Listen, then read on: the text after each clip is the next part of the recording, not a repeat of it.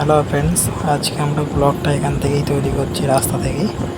আজ আমরা যাচ্ছি একটু চা খেতে।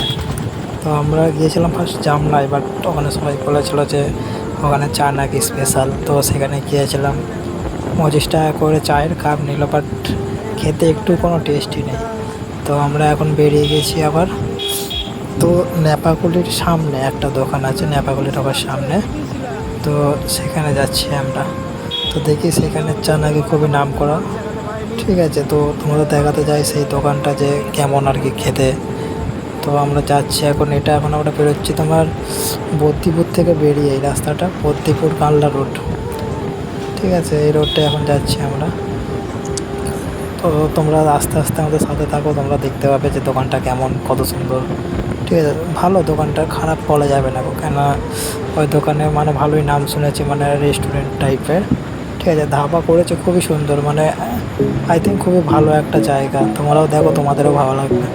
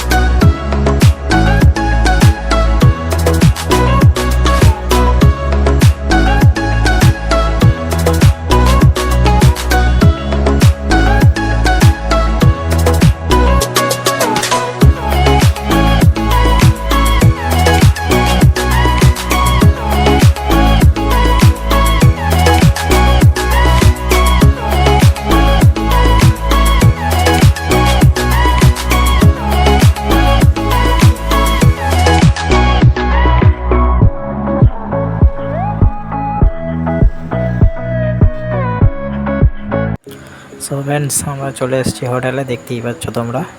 তো আমরা এবার চা খেতে এসেছি এখানে। তো তোমাদের আগে ভিউটা দেখতে দিই হোটেলটার, মানে কত সুন্দর দেখতে আর কি।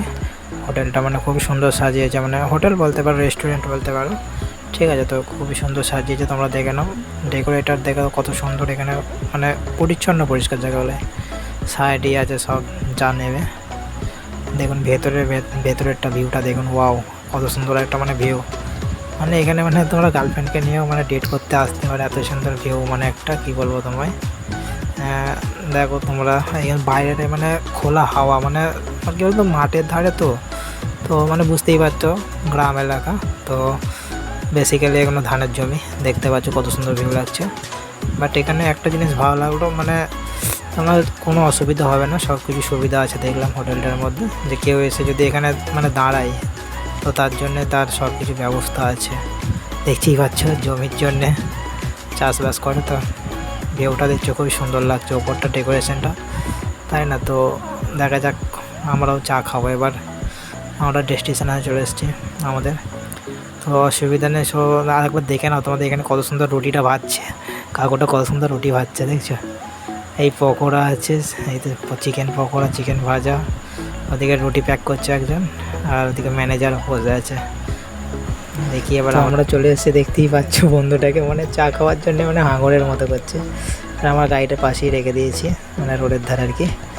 সো দেখো এবার চা বলে দিয়েছি, অর্ডার দিয়ে দিয়েছি, দেখি চা আসছে, হাঁক মেরে দিয়েছে। তো সব দেখতেই পাচ্ছ চায়ের কাপগুলো কত সুন্দর সুন্দর, ঠিক আছে। তো এখানে চাটাও খুব সুন্দর, দেখি খেয়ে সত্যিই নাম করার মতনই চা বলেছিল, ঠিক আছে। চাটা খেয়ে দেখি, খুব কাকু কথাবার্তা খুবই সুন্দর, কাকু কথা খুব সুন্দরভাবে কথা বললো, সার্ভ করলো, ঠিক আছে। তো দেখি চাটা খেয়ে কেমন লাগে। তোমরাও চাইলে আসতে পারো এখানে, খুবই মানে কাল্লা টু বদ্দিপুরের এই রোডটা আছে, এই রোডের ধারে আর কি, নেপাকুলির পর আর কি পরে, যে মানে জায়গাটা নেপাকুলির পর পরে। তো এখানে দেখতে পাচ্ছ অনেক কটা গাড়ি দাঁড়িয়ে আছে সব চা খাওয়ার জন্য। আর ভিউটা দেখছো খুব সুন্দর একটা ভিউ এখানে, মানে হাওয়াও আসছে সেরকম শান্তশিষ্ট, পরিবেশটাও খুবই সুন্দর একটা জায়গা। তোমরাও এসব ফ্রেন্ডস, তোমাদেরও ভালো লাগবে। আর এদিকে মানে পুরোটা জমি, এই যে দেখতে পাচ্ছ এদিকে পুরো মানে চাষবাস হয়, মানে আর কি গ্রাম এলাকা, বুঝতেই পারছো যে কতটা এখানে চাষবাস তো বেশিই থাকে এখানে। সো দেখতে পাচ্ছ। তো ঠিক আছে ফ্রেন্ডস, চলো বাই, আবার পরের দিন দেখা অন্য একটা ব্লগ নিয়ে আবার পরের দিন তোমাদের সামনে চলে আসবো। সো সাবস্ক্রাইব করে দিও, অ্যান্ড কমেন্ট শেয়ার করো।